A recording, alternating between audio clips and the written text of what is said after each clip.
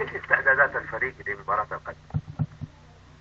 والله ان شاء الله باذن الله يعني فريق جاهز ان شاء الله، يعني برغم الاصابات الموجوده وكذا، لكن الموجودين ان شاء الله فيهم خير وبركه.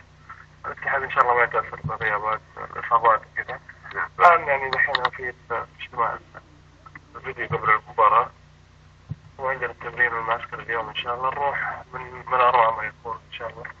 الكل ان شاء الله يعني عندنا هدف ان شاء الله حقيقي باذن واحد احد ان شاء الله يا رب. ودعوات الجميع ان شاء الله، ونسال الله التوفيق في المباراه. طيب بالنسبة طبعا الشباب يمكن ما هم عارفين كابتن حمد ترى بيتكلم معانا، وهو ترى يعني بمر بأزمة صحية شوية تعبان، ولكن نتمنى له الشفاء العاجل، مع انه سامعين الصوت انه متغير، بيقولوا ايش يقول كابتن حمد كيف صوته؟ لا بسيطة ان شاء الله. ان شاء الله بخير يا رب، ما قدامك الا العافية يا رب.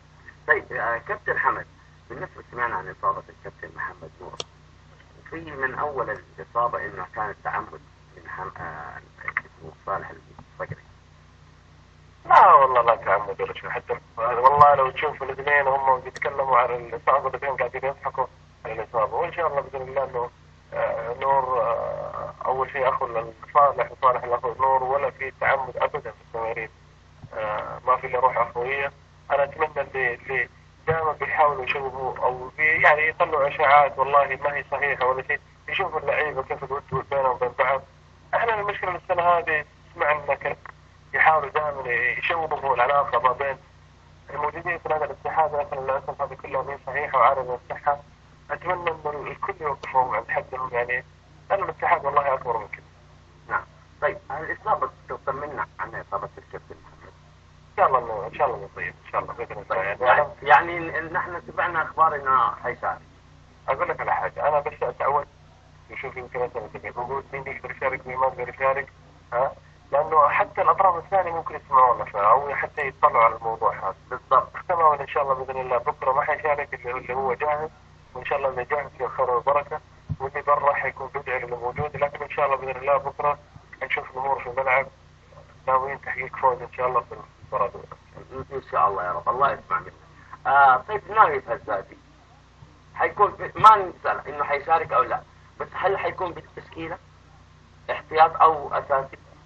شوف أقول لك على حاجة، والله نايف حريص إنه يشارك. إيه؟ نعم. إحنا كمان حريصين، لكن فوق كل هذا أهم شيء سلامة الله. صعب جدا إنك أنت تقرر المشاركة على السلام. فإذا كان وقت ما يكون جاهز طبيا فاختبار إنه يكون من ضمن التشكيلة. يعني لما ما حيكون في التشكيلة قد ما أنا شخصيا ما أتوقع جاهز، وهذا أمر يعني وترى للمعلومية الجميع ما نتمنى إنه نايف يستعجل على المشاركة. صدقني ما احنا مستعجلين عليه، يعني أهم حاجة إنه يهمنا سلامته وصحته ويعطينا في القادم أفضل من إنه يتعطل لا سمح الله الله لا يجزاه. طيب كابتن حمد أبغى أسألك سؤال، طبعا إن شاء الله رضا ذكرت معلش إن إحنا ما تفرقنا عنه، إيش أخباره؟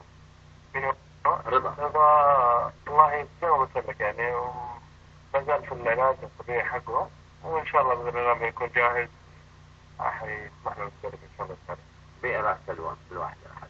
طيب سمعنا ما حصل بعد مباراة فريق الشباب شباب النادي مع شباب الهلال، هناك من أساء من إداريين الاتحاد الفريق إنه الكابتن حمد هو من تعمد أن يضع المباراة في يوم السبت، علما إنهم طلبوا منك إنك تخليها يوم الأحد. إيش صحة هذا القول؟ والله نشوف إذا تبغى نتكلم عن اللي حدث فهذه بسيطة في النقطة واللي موجودة والإخوان موجودة، لكن أنا أتفق إنه يكون في من يعمل في نادي الاتحاد ويسيء لأي شخص موجود بهالطريقة هذه بدون ما يكون عنده المعلومة. بغض النظر عن المسميات وغيرها، أنا أكثر شيء علي إذا لما كان الناس يتكلم عن أي شيء يخص حفظ الجميع أطلع وأقول لا هذا صح وهذا غلط وهذا اللي عندي وهذا كذا، لكن أنا ماني جاي عشان أجي أسوي اسم لحفظ الجميع، أنا جاي عشان أعمل في نادي الاتحاد. وقت تماما كل من يحاول يسيء أو يحاول يشوه الصورة أو يحاول، والله الكلام هذا بردود عليه وسهل جدا إن أنا أرد عليه، لكن الضحية ممكن يكون النادي، وأنا ما حقبل بالكلام هذا. ما حاجة أقبل إني أجي أطلع عشان أطلع اسمي بريء من أشياء تافهة ما لها علاقة لا ويبقى من الحقيقة بأي سنة على حساب نادي الاتحاد.